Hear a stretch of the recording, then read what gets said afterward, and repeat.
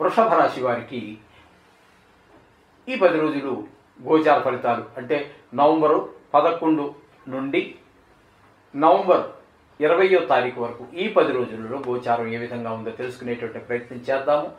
ఈ వృషభ రాశి వారికి వృషభంలోనే జన్మంలోనే గురువు ఉన్నారు, కానీ ఆయన వక్రగతిలో ఉండటం కారణంగా మనం ఏ స్థానంలో ఉన్నట్టుగా మనం భావించుకోవాలి. ఏ స్థానంలో ఉన్న కారణంగా ఏంటంటే అక్కడ ధన ఆదాయం తగ్గిపోతుంది, ఖర్చులు పెరిగిపోతాయి. అయితే ఆ పెరిగినటువంటి ఖర్చులు కాస్త శుభప్రదమైనటువంటి కార్యక్రమాలకి, దైవ కార్యాలకు, లేకపోతే ఎవరికో ఒక ఉపయోగపడేటటువంటి కార్యక్రమాలకు ఖర్చు చేయటం అనేటటువంటిది జరుగుతుంది. ఈ గురువు యొక్క ఏ స్థాన స్థితి వల్ల కలిగేటటువంటివి ఫలితాలన్నీ కూడా ఈ విధంగా 12వ స్థానంలో జరుగుతూ ఉంటుంది. ఇకపోతే గృహము, విద్య, ధనము, భూమి ఇట్లాంటి విషయాలన్నింటిలో కూడా కొంచెము వ్యతిరేక ఫలితాలనే మనకన్నీ కూడా ఇస్తూ ఉంటాడు. అలాగే ధనము, భూమి, రియల్ ఎస్టేట్ చేసేటటువంటి వారికి అంతా ఈ 10 రోజులు అంత అనుకూలమైనటువంటి ఫలితాలను గురువు ప్రసాదించజాలడు. అలాగే కొంచెం విద్యలో వెనకబాటుతనం ఉంటుంది, గృహంలో కూడా కొంచెం చికాకు ఉంటుంది, కొంచెం ధనం వ్యయం మూలంగా ధనానికి కూడా లోటు వచ్చేటువంటి అవకాశం ఉంటుంది. ఈ విధమైనటువంటి ఫలితాలన్నీ కూడా మనకి ఇక్కడ ఏ స్థానంలో ఉన్నట్టుగా మనం భావించుకున్నట్టయితే ఈ విధమైన ఫలితాలు గురువు వల్ల కలుగుతూ ఉన్నాయి. ఇకపోతే తృతీయంలో కుజుని యొక్క సంచారం జరుగుతూ ఉన్నదండి. అంటే కర్కాటకంలో జరుగుతోంది. కర్కాటకంలో కుజునికి నీచ స్థానమే, కానీ ఇక్కడ గోచారంలో ఎప్పుడు కానీ నీచ, ఉచ్చ ఇటువంటి వాటి వలన వాటిని పరిగణలోకి తీసుకోక్కర్లేదు. స్థానం ఏ స్థానంలో ఉన్నాడు, ఏ ఫలితం ఇస్తాడు అనేటటువంటిదే మనం పరిగణనలోకి తీసుకోవాలి. ఈ గోచారానికి సంబంధించినటువంటి ఏ గ్రంథంలో కూడా ఉచ్చ నీచలకు సంబంధించి కానీ, లేదా 2-3 గ్రహాల కలయిక వల్ల మీకు ఈ యోగం ఏర్పడుతుందని చాలామంది చెబుతున్నారు. అది మా పరిశోధనలో ఎక్కడా తేలలేదు, ఏ గ్రంథంలోనూ మాకు దొరకను లేదు. ఒకవేళ మీకు దొరికితే మాకు తెలియజేయండి, మేము కూడా దాన్ని చదివి అదే నిజమే అయితే మేము కూడా ఆచరించడానికి, కొత్తగా విషయం నేర్చుకోవడానికి వెనకంజ వేసే మీరు మా వయసులో చిన్నవాళ్ళు కావచ్చు, లేదా చదువులో విద్యలో పెద్దవాళ్ళు అయ్యి ఈ విషయాన్ని కనుక రుజువు చేసినట్టయితే మాకు ఎటువంటి ఆచరించడానికి నామోషి అదేమీ లేదండి. నేను నిత్య విద్యార్థిని, మీరు కొత్త విషయం నాకు తెలియజేసిన వాళ్ళే అవుతారు. కాబట్టి ఇక్కడ కుజుడు నీచ అనేటువంటి పక్కన పెట్టండి. ఈ స్థానంలో కుజుని యొక్క సంచారం వల్ల మనకేంటంటే చక్కగా అన్నదమ్ముల యొక్క సహాయ సహకారాలు అందుతాయి. అలాగే సేవకులు వీళ్ళందరూ, అలాగే మీ దగ్గర పనిచేసే సేవకులు కావచ్చు, మీరు పనిచేసే స్థలంలో మీకంటే పెద్ద స్థాయిలో ఉన్నటువంటి ఉద్యోగులు కావచ్చు, లేదు ఇంటి పక్కన చుట్టుపక్కల ఉండేటటువంటి జనం కావచ్చు, వీరందరూ కూడా మీకు చాలా సహాయ సహకారాలు అందజేస్తూ ఉంటారు. ఏదైనా సాహస కృత్యాలు కూడా మీరు చేయాలనుకుంటే, సాహస కృత్యం అంటే ఏదో కత్తి పట్టుకుని కర్ర పట్టుకోవాలని కాదండి, ఇందులోనూ ఒక వ్యాపారం చేయాలనుకుంటున్నారు, అక్కడ చేయడం ఆగుద్దా అనేటటువంటి సంశయం ఉంటూ ఉంటుంది. అటువంటప్పుడు మీరు ధైర్యంగా ఆ సంశయం విడనాడి అందులో పెట్టుబడి పెడితే మీరు విజయం సాధించడానికి ఈ కుజ భగవానుడు మీకు తప్పకుండా సహాయపడుతూ ఉంటాడు. ఈ విధమైనటువంటి సహాయ సహకారాలన్నీ కూడా కుజ భగవానుడు 3వ స్థానంలో మీకు కలగజేస్తూ ఉంటారు. ఇకపోతే 5వ స్థానంలో కేతు యొక్క సంచారం జరుగుతోందండి. 5వ స్థానంలో కేతు యొక్క సంచారం వల్ల సంతానము కొంచెము చదువులో కొంచెం శ్రద్ధ తగ్గించడము, ఆటల్లో శ్రద్ధ పెరగటము ఇట్లాంటివన్నీ చేస్తూ ఉంటారు. అలాగే చెడు స్నేహాలు కొంచెం పట్టే అవకాశం ఉంటుంది. కొంచెం మీరు ఒక దృష్టి పిల్లలు ఏం చదువుతున్నారు, ఏం చేస్తున్నారు అనేటటువంటి వాటి మీద దృష్టి పెట్టండి. అదే కొంచెం ఇంటర్మీడియట్ ఆ స్థాయిలో ఉన్నటువంటి ఆడపిల్లవారు, మగపిల్లలు, ఆడపిల్లలు కావచ్చు, మగపిల్లలు కావచ్చు, దృష్టి తప్పకుండా పెట్టండి. ఎందుకంటే కొంచెం చెడు స్నేహాలు పెట్టే అవకాశం ఉంది. కాబట్టి ఇది మీకు ఒక సూచన. 6వ స్థానంలోనూ షష్టమ సప్తమ స్థానాలు 2 స్థానాలలో రవి యొక్క సంచారము జరుగుతున్నది. ఇక్కడ షష్టమంలో ఒక 6 రోజులు, సప్తమంలో అంటే 7వ స్థానంలో ఒక 4 రోజులు రవి యొక్క సంచారం జరుగుతోందండి. ఇక్కడ ఈ యొక్క షష్టమ స్థానంలో సంచారం చేసేటటువంటి 6 రోజుల్లో కూడా మీకు చాలా ఆరోగ్యం బాగుండటము, అలాగే దేనికైనా లోన్కి అప్లై చేసుకున్నారనుకోండి, ప్రభుత్వం బ్యాంకు నుంచి కానీ, లేదా చదువుకి కానీ, గృహ నిర్మాణానికి కానీ, లేదా ఒక పరిశ్రమ ఏదో పెట్టాలని అప్లై చేసి ఉన్నట్టయితే ఆ డబ్బు తప్పకుండా మీకు ఆ రుణం లభిస్తుంది. అలాగే మీకు ఎవరైనా డబ్బులు ఇవ్వవలసి ఉండి చాలా కాలంగా ఇవ్వకపోతే వారు మీకు ఆ రుణాన్ని తీర్చేసి మీ డబ్బులు మీకు ఇచ్చేసే అవకాశం ఉంది. డబ్బులు ఏదో రకంగా చేతిలో మీకు సమయానికి అందేటటువంటి పరిస్థితులన్నీ కూడా 6వ స్థానంలో సంచారం చేసేటప్పుడు మీకు జరుగుతూ ఉంటాయి. అలాగే 7వ స్థానంలో సంచారం చేసేటప్పుడు మాత్రం కొన్ని ఇబ్బందులు తప్పవు. భార్యాభర్తల మధ్యన కొంచెము మీరు ఒక ఆలోచన చేస్తుంటే మీ శ్రీమతి గారు ఇంకొక ఆలోచన చేసే పరిస్థితి ఉంటుంది. అట్లాగే మీరు ఎవరితోటైనా కూడా భాగస్వామ్యంలో వ్యాపారం చేస్తూ ఉన్నట్టయితే, లేదా ఏదో ఒక కార్యకలాపం భార్య వ్యాపారమే అనక్కర్లేదండి, ఏదైనా ఒక పని మీ ఇద్దరు భాగస్వామ్యంలో చేస్తున్నారు, అక్కడ కూడా మీ భాగస్వామితో కొంచెము విభేదాలు వచ్చేటటువంటి అవకాశం కూడా లేకపోలేదు. కాబట్టి జాగ్రత్తగా చూసుకోండి. ఈ విధమైనటువంటి ఫలితాలన్నీ కూడా 7వ స్థానంలో రవి యొక్క సంచారం 4 రోజుల్లో కనిపిస్తుంది. అట్లాగే 7వ స్థానంలోనే బుధుని యొక్క సంచారం కూడా జరుగుతోంది. బుధుని యొక్క గోచార సంచారం 7వ స్థానంలో చాలా శుభప్రదమైనటువంటి ఫలితాలన్నీ ఇస్తాడు. అయినా ఇక్కడ మీకు భార్యాభర్తల మధ్యన కొంచెం అనుకూలత, కొంచెం భోగాలన్నీ రావటము, అలాగే కొంచెం శృంగారపరమైనటువంటి వ్యవహారాలు, అట్లాగే వ్యాపారం, ఇట్లాంటివన్నీ కూడా మీకు చాలా అనుకూలమైనటువంటి ఫలితాలు ఉంటాయి. మీ తెలివితేటలు మరింత వికసించేటటువంటి అవకాశం కూడా ఉంటుంది.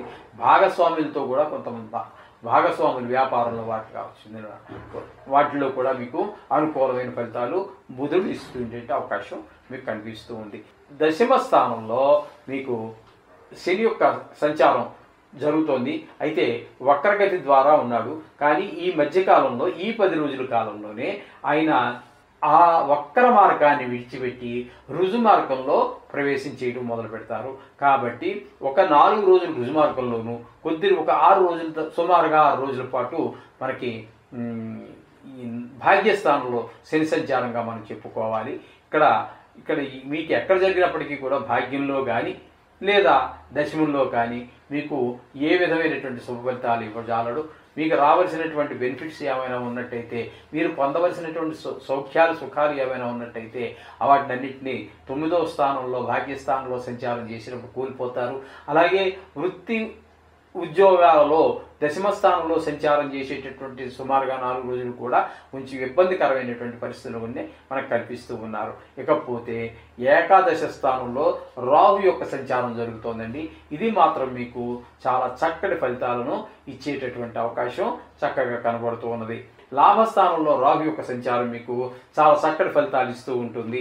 ఎలాగంటే ధన ఆదాయం పెరగటము, అలాగే అన్నదమ్ములు పెద్దన్న మీకంటే అన్నదమ్ములు చాలామంది ఉంటారు కదా, చిన్నవాళ్ళు ఉంటారు, పెద్దవాళ్ళు ఉంటారు. ఆ పెద్దవారి యొక్క సహాయ సహకారాలు మీకు అందటము, అలాగే ధనార్జన బాగుండటము, వ్యవహారం ఏదైనా చేస్తున్నట్టయితే దాంట్లో మీ యొక్క నైపుణ్యము, ఈ విధమైనటువంటివన్నీ కూడా మనకి చక్కటి ఫలితాలన్నీ కూడా మనకి రాహు ఏకాదశ స్థానంలో ఉన్నప్పుడు మనకి కలిగేటువంటి అవకాశం మనకి ఉన్నది. అదేవిధంగా మనకి ఈ కొంచెం మంచి సత్సంగం అనండి పోయి మంచి మిత్రులు కలవటము, అలాగే సత్సంగంలాగా అప్పుడప్పుడు గుడికి వెళ్ళి ఆ చెడు స్నేహాలు విడిచిపెట్టి ఆ సమయాన్ని ఆ భగవంతుని యొక్క గుడిలో సన్నిధిలో మనం కాలక్షేపం చేయడము ఇత్యాదివన్నీ కూడా మనకి ఏకాదశ స్థానంలో రాహు యొక్క సంచారం వల్ల కలుగుతూ ఉంటాయి. ఈ విధమైన ఫలితాలన్నీ కూడా మనం వృషభ రాశి వారికి ఈ 10 రోజుల్లో మనం చెప్పుకోవచ్చు. అయితే మనం చెప్పుకుంటున్నట్టుగానే ఖచ్చితంగా కొన్ని గ్రహ అనుకూలత ప్రతికూలతలు ఉంటాయి. అయినా ఇది గోచార ఫలితము, దీని యొక్క ప్రభావం చాలా తక్కువ. జాతక ప్రభావం కరెక్టు, దానికి దీన్ని అనుసంధానం చేసుకోవాలి. అలా అని చెప్పేసి పూర్తిగా దీన్ని తీసి పక్కన పెట్టడానికి కూడా ఏమీ లేదండి. గోచారం అనేది కూడా చాలా చాలా చాలా ఇంపార్టెంట్ అయినటువంటి విషయం. ఎంత పర్సెంటేజ్ అనేది పక్కన పెట్టండి. అయితే ఇది రాశిగతమైనటువంటిది, అది వ్యక్తిగతమైనటువంటిది. కాబట్టి ఆ వ్యక్తిగతమైనటువంటి మీ జాతకాన్ని నిష్ణాతుడైనటువంటి ఒక జ్యోతిష చేత రాయించుకోండి. దానికి ఈ గోచార ఫలితాన్ని అన్వయించుకోండి. అప్పుడు మీకు చక్కటి రిజల్ట్ ఖచ్చితంగా వస్తుంది, అందులో ఏమాత్రం సందేహం లేదు. అలాగే మీరు దేనికి భయపడకుండా నవగ్రహాలకు సంబంధించినటువంటిది ఏదో ఒక జపం మీరు చేసుకున్నట్టయితే అంతా చక్కగా జరుగుతుంది. ఏ దేవుణ్ణైనా ప్రార్థించుకోండి, అది చేసినట్టయితే మీకు మంచి ఫలితాలన్నీ వస్తాయి. ఇప్పుడు జరుగుతున్నది కార్తీక మాసం. ఈ కార్తీక మాసము శివుడికి ఈశ్వరుడికి ఇద్దరికీ కూడా చాలా ప్రీతిపాత్రమైనటువంటిది.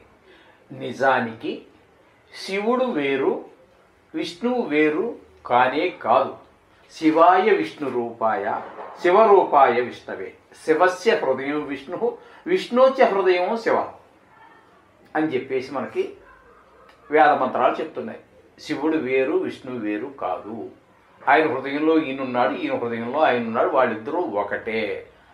యథాంతరం నా పశ్యామి, వాళ్ళిద్దరినీ వేరువేరుగా చూడరాదు అని చెప్పేసి మనకి వేదాలు చెప్తూ ఉన్నాయి.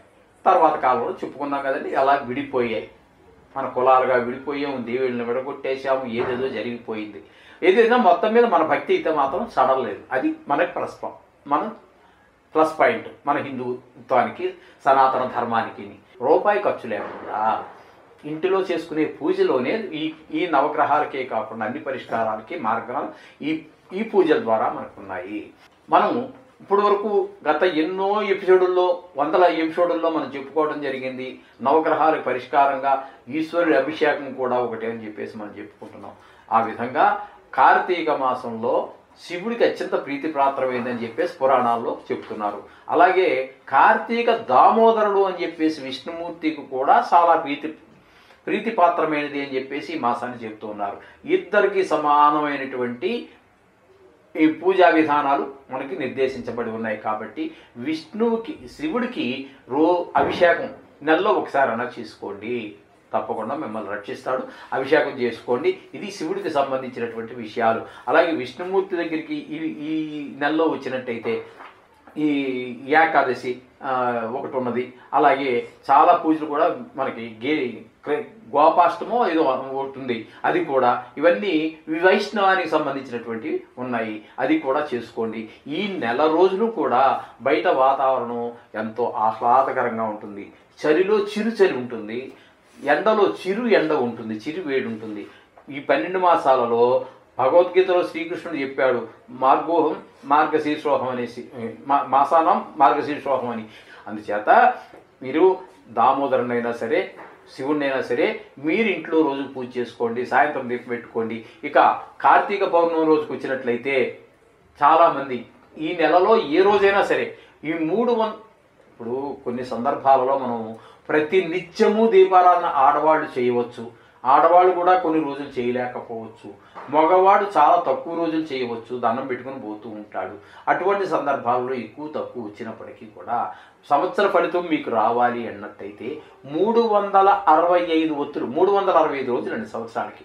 ఆ రోజు పెట్టినటువంటి ఫలితం రావాలి అని చెప్పేసి ఆ 365 రోజులకు గాను 365 ఒత్తులు ఆవు నెయ్యితో దీపం పెట్టినట్టయితే ప్రతి నిత్యము అంటే సంవత్సరం పొడుగునా దీపం పెట్టినటువంటి ఫలితం మనకి వస్తుంది అని చెప్పేసి శాస్త్రాలు చెప్పారు. కాబట్టి అక్కడ మీరు ఆ 365 ఒత్తుల్ని శివ సన్నిధిలో కానీ విష్ణు సన్నిధిలో కానీ హరిహర క్షేత్రాల్లో ఎక్కడైనా సరే, 2 కలిసి ఉన్న గుళ్ళు కొన్ని ఉంటాయి, అది విడిగా ఇది విడిగా, ఎక్కడైనా సరే మీరు ఈ దీపాన్ని వెలిగించండి. మీ రోజు దీపం పెట్టి ప్రార్థించినటువంటి ఆ పుణ్యాన్ని మనం ప్రసాదించు తండ్రి అని ప్రార్థించండి. అలాగే ఇంట్లో ఇవన్నీ కొత్తవేమీ లేదండి, ఒక్క 365 ఒత్తులు కొంచెం నెయ్యించుగా దీనికి ఏముందండి. అలాగే ఈ నవగ్రహాలకు సంబంధించినటువంటి సమస్త దోషాలు పరిహారం చేయమని చెప్పేసి ప్రార్థించినట్టయితే మీకు చాలా చక్కటి ఫలితాలన్నీ కూడా ఈ కార్తీక మాసంలో మీరు పొందగలుగుతారు. ఇది మాత్రం మీరందరూ గమనించండి. దైవభక్తిని పెంచుకోండి. దైవభక్తి పెంచుకుంటే పాపభీతి పోతుంది, తగ్గిపోవడం కూడా కాదు, పోతుంది. ఆ విధంగా మీరు ముందుకు వెళ్ళొచ్చు. మీరు అన్ని గ్రహాల యొక్క దుష్ప్రభావాల నుంచి కూడా తప్పించుకొని ఆనందమయమైనటువంటి జీవితాన్ని, ఆహ్లాదకరమైన జీవితాన్ని, ఆనందమయమైనటువంటి జీవితాన్ని పొంది సుఖశాంతులతో వర్ధిల్లుతారు. ఈ విధంగా పరిష్కారాలు చేసుకోండి. ఇది మనకి సంవత్సరంలో మనకి ఒక వరం లాంటిది ఈ కార్తీక మాసం అనేటటువంటిది. దీన్ని ప్రతి ఒక్కరూ కూడా అత్యంత భక్తి శ్రద్ధలతో చేసుకోండి. మీరు సర్వసుఖాలు అనుభవిస్తారు. అందులో ఏమాత్రం సందేహం లేదు.